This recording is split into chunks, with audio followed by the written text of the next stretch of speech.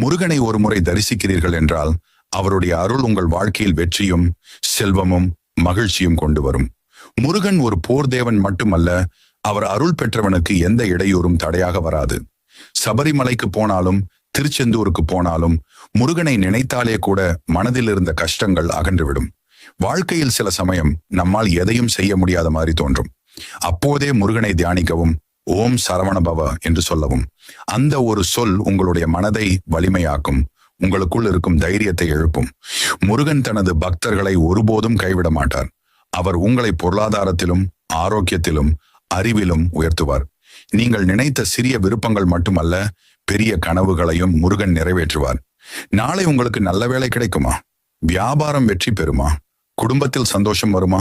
எல்லாவற்றுக்கும் ஒரு பதில், முருகனின் அருள் இருந்தால் அது நிச்சயம் நடக்கும்.